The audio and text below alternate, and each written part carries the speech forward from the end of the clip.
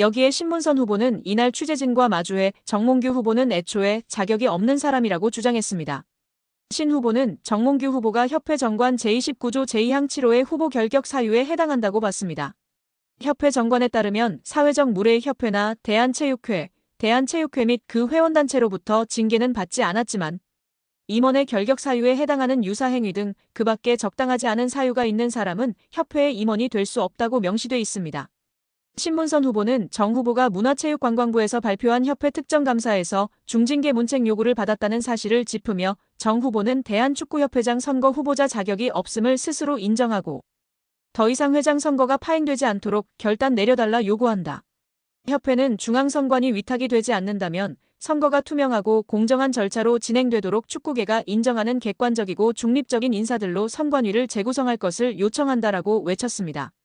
한편 취재진 사이에선 김태규 대한배드민턴협회장도 사회적 무리로 인해 후보 결격자 판정을 받았다. 정몽규 회장에게도 같은 판정이 나와야 한다고 보는지라는 질문이 나왔습니다. 이에 신문선 후보는 국민들을 대상으로 누가 더 사회적 무리를 빚었나라는 여론조사를 해보자. 여론조사를 한다면 아마 정몽규 후보가 23배 정도 높을 것이다라고 꼬집었습니다.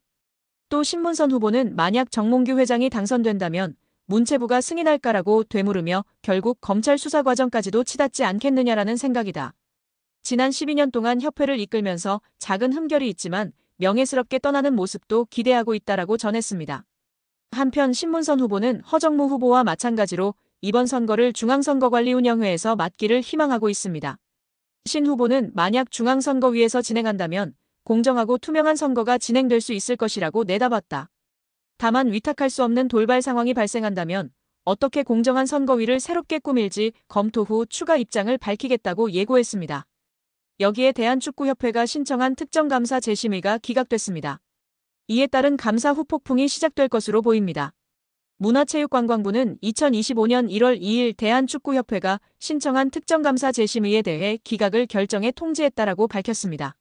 앞서 문체부는 27건의 위법 및 부당사항들에 대해 축구협회에 징계, 시정, 주의제도 개선 등을 요구했으며 합리적인 개선 방안을 마련하도록 통보했습니다.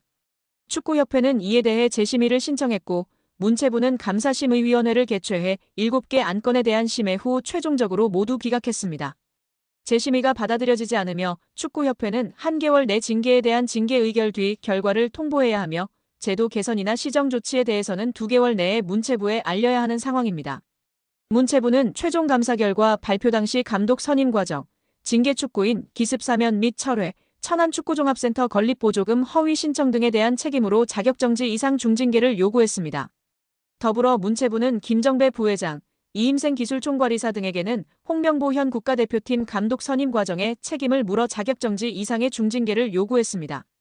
이어 홍명보 감독에 대해서는 전력강화위원회를 통한 재선임을 통보, 계약 유지 혹은 해지 여부 등에 대해서는 협회의 자율에 맡겼습니다. 문체부 관계자는 이번 축구협회의 재심의 신청 기각에 대해 해당 내용을 다시 살펴본 결과 문제가 없다고 판단했다. 중징계 정몽규 회장, 김정배 부회장, 이임생 이사의 자격정지 이상의 징계와 관련해서 축구협회가 한 달 내로 통보해야 한다. 이후 문체부는 이행 여부를 들여다볼 것이다. 이행감사 또한 이뤄진다라고 전했습니다. 축구협회의 감사 후폭풍이 이어질 것이라고 알렸는데요. 문체부 관계자는 축구협회의 대한민국 천안축구종합센터 건립 관련 차입금, 실행과 보조금 집행과 관련해 국고보조금 부정수급이 있었다. 보조금 환수 절차를 밟을 예정이다. 보조금 56억 원 전체가 환수 대상인지 여부 또한 따져 물을 예정이라고 말했습니다. 이어 보조금 환수 절차와 함께 이에 따른 제재 과징금이 내려질 것이다. 과징금은 환수금의 5배이다라며 국가사업에도 배제될 가능성이 있다. 한 해 축구협회에 370억 원의 지원금이 나간다. 횟수가 늘어난다면 축구협회 예산에도 영향이 클 것이라고 덧붙였습니다. 또한 국회 국정감사에서 제기된 HDC 현대산업개발 직원의 부적정한 축구협회 파견 의혹 등에 대한 감사는 여전히 진행 중입니다.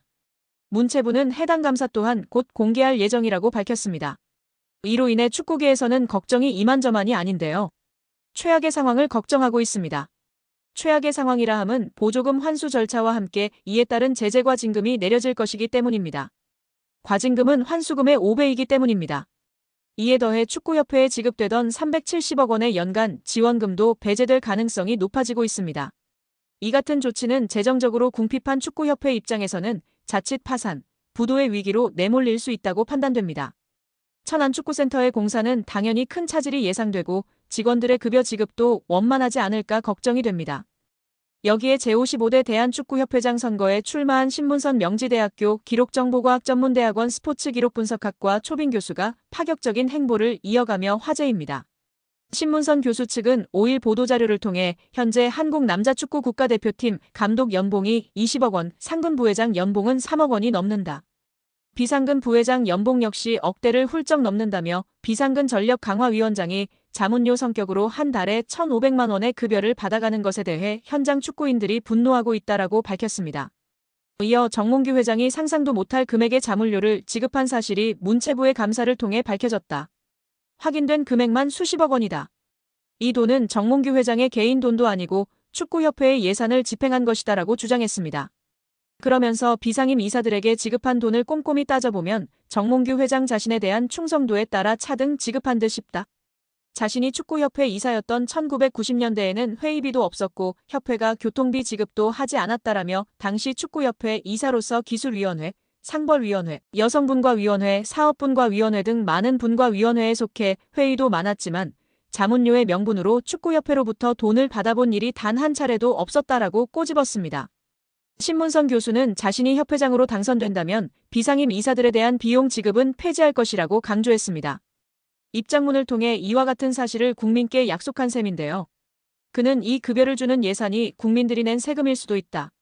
축구협회의 예산은 정부 보조금 성격의 것과 전 축구인의 땀과 노력으로 생성된 축구협회 브랜드를 앞세운 영업의 결과로 조성된 재산이다. 그럼에도 마치 회장 개인의 돈처럼 펑펑 써댄 내역을 전 국민에게 공개할 생각이다. 이 내역을 살피면 정몽규 회장에 대한 충성도 순위 또한 밝혀질 것이다라고 이야기했습니다. 또 예산 집행 및 철저한 관리를 강조하며 투명한 집행부를 꾸리겠다고 주장했다. 신문선 교수는 예산을 철저하게 필터링하고 타당한 금액으로 적절하게 사용할 것이다. 비축된 예산은 대한민국 축구의 미래 사업에 값지게 사용할 것을 약속드린다라고 했습니다. 그는 축구협회에 대한 국민의 일반적 시각은 부정, 부패한 집단으로 보고 있다는 사실은 축구협회의 브랜드를 불량품으로 각인되게 한 정몽규 회장의 책임이다.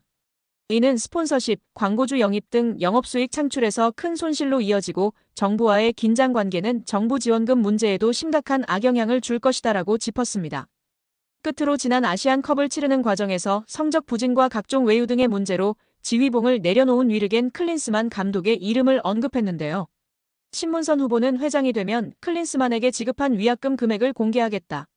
정부 감사를 통해 클린스만 전 감독의 계약은 정몽규 회장이 독단적으로 행사한 직권 남용이 밝혀졌기 때문에 구상권 청구도 검토하고 있다라고 목소리를 높였습니다. 정몽규 취임 후 보조금은 11년간 3배 늘었습니다. 정부 보조금은 연간 최소 110억 원 수준이며 스포츠 토토 등 복표 수익 연간 200억 원이 지원되고 있습니다. 주요국 정부 보조금 없거나 의존도 낮으며 피파 랭킹 20위권 국가들은 70% 이상이 협회장은 전문 경영인이 하고 있고 이외 축구인 등이 하고 있습니다.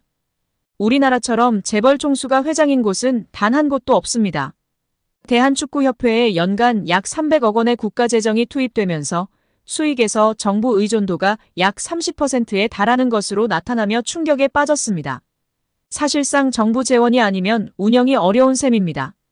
미국과 일본 등 주요국은 국가보조금 의존도가 낮은 가운데 축협의 재정 자립을 촉구하는 목소리가 나오고 있습니다. 18일 한경닷컴이 축협의 손익계산서를 분석한 결과 지난 2013년 이후 보조금과 복표 수익을 제외하면 연 평균 300억 원 적자를 기록하고 있습니다. 배현진 의원은 24일 오전 국회 문화체육관광위원회 현안 질의에 증인으로 참석한 정 회장과 홍명보 국가대표팀 감독 등을 향해 대한민국 축구종합센터 건립과 관련해 국제현상공모 절차에서 지속적으로 등장하는 HDC 사명에 대한 해명을 요구했습니다. 배 의원은 축구협회가 2015년부터 지금까지 국비와 시비 그리고 자체 재원까지 동원해서 약 1,550억 원을 투입하는 초대형 프로젝트를 추진하고 있다며 2020년 3월에 축구협회가 천안의 부지를 이제 지정하고 난 후에 축구센터 마스터플랜 건축사 건축회사를 선정하기 위해서 국제공모를 시행을 했고 6월에 네덜란드의 UN 스튜디오라는 업체가 최종 선정되는 과정이 있었다고 운을 뗐습니다. 이어 이 과정에서 축구협회가 하는 사업 과정에 현대산업개발 HDC라는 특정 회사의 명칭이 계속 여러 문서에 등장한다는 점이 의아했다며 2020년 3월 13일 축구협회에서 해외 건축사에 발송한 서한을 보면 홍 감독 당시 축구협회 CEO의 명의로 4개의 해외 건축사에 이 공모를 타진하는 문서가 발송됐고 이 국제 공모에 최종 선정된 UN 스튜디오가 당시에 이 문서에 대해 답신을 하는데 수신된 곳이 축구협회와 현대산업개발 두 곳이라고 지적했습니다. 그러면서 현대산업개발이 전체적인 이 공모의 공식적인 과정에서 실무적인 수신을 받은 것이라며 2020년 11월 24일 UN 스튜디오가 다시 과업범위 및 수수료 제한이라는 계약 조정 문건, 비용에 관한 문건을 축구협회에 발송하는데 이 문서 또한 현대산업개발도 동일하게 수신한다고 꼬집었습니다. 홍명보 감독이 축구대표팀 사령탑 선임 과정에서 대한축구협회 전력강화위원회 회의에서 1순위가 아닌 2순위 추천 후보였다는 스포츠윤리센터 조사 결과가 나와 논란을 낳고 있습니다. 스포츠윤리센터는 지난 7월 대한축구협회의 축구대표팀 감독 선임 관련 비리가 있다는 제보를 받고 조사에 착수했으며 약 4개월 만에 이를 마무리하면서 정몽규 회장과 김정배 부회장, 이임생 전 기술총괄이사에 대해 문화체육관광부 징계를 요청하는 조처를 의결했습니다. 이번 스포츠윤리센터의 징계 요청 결정문에서 논란이 불거진 것은 홍 감독에 대한 전강위의 추천표였는데요.